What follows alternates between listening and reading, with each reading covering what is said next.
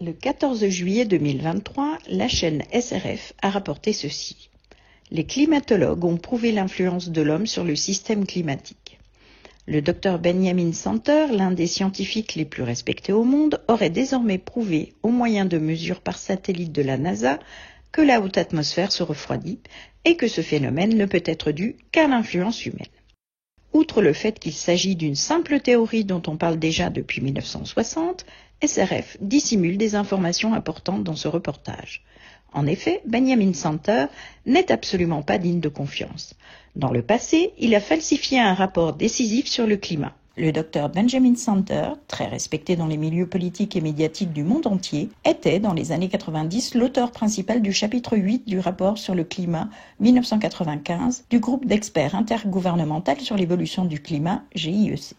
Santer a modifié certains passages du rapport. Le politicien britannique Lord Monckton a été témoin de cette falsification. Dans une interview, Monckton a témoigné. Les scientifiques impliqués avaient rédigé leur projet final. Ce projet disait qu'à 5 endroits différents, il n'y avait pas de changement climatique détectable prouvant un réchauffement climatique d'origine humaine. 5 fois, avec des mots différents, les scientifiques ont exprimé le même fait. Santer a supprimé ces déclarations et les a remplacées par une nouvelle conclusion, et à ce jour, c'est toujours la conclusion officielle. Ce n'est que 14 ans plus tard que Santer a reconnu les changements dans une interview. Mais il n'a fait cet aveu qu'à la suite des déclarations de Lord Monckton qui a révélé publiquement tout ce scandale. Avec cette falsification, Santer représente le premier exemple prouvé de manipulation de la science concernant le changement climatique d'origine humaine. Il a profité de sa position pour établir la manchette selon laquelle l'homme était une cause du réchauffement climatique. Dans ce contexte, il est très intéressant de noter que le Dr Ben Santer était diplômé de l'Université de recherche sur le climat de l'Université d'East Anglia. Cette université est financée par la Fondation Rockefeller. Il est désormais évident que la science et les universités sont soumises à la volonté des super riches comme Rockefeller, car elles dépendent toutes de leur argent. L'université en question a également été la cible de piratage informatique en 2009, avec le fameux scandale du Climategate. Les pirates ont eu accès à des courriels scandaleux de climatologues de renommée mondiale. Même le mainstream a dû en parler à l'époque. Le journal FAZ écrivait ainsi en 2013. De nouvelles incohérences apparaissent régulièrement dans les rapports des climatologues. Pour sauver le monde, il semble qu'il y ait eu quelques manipulations.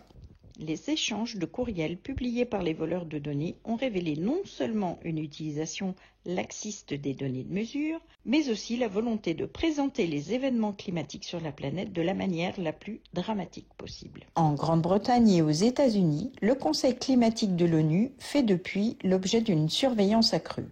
De nouvelles incohérences dans les rapports des chercheurs y sont désormais dénoncées presque chaque semaine. Focus a écrit à ce sujet.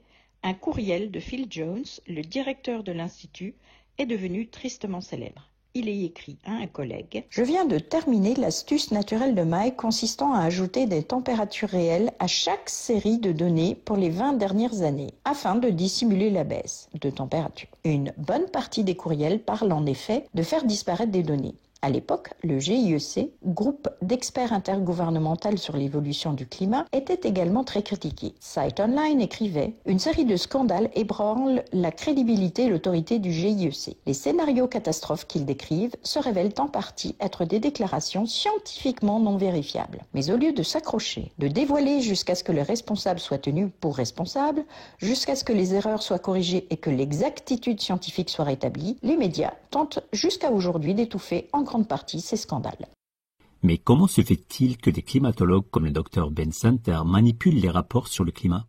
La climatologue Judith Curry donne ici une réponse claire. Dans un exposé présenté à une commission d'enquête, elle le montre en détail. Il existe une énorme pression sur les climatologues pour qu'ils se rallient au prétendu consensus.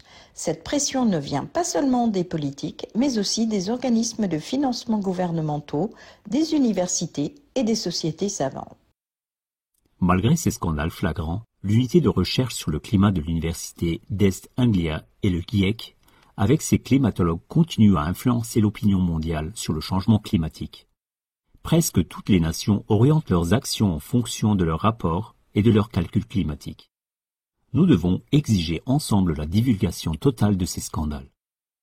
Il est inadmissible que les climatologues, les universités et le GIEC, dont les mensonges et les manipulations ont été démasqués une fois pour toutes, continuent à occuper leur poste comme si de rien n'était et à influencer sans cesse l'ensemble des événements mondiaux par leurs données climatiques falsifiées.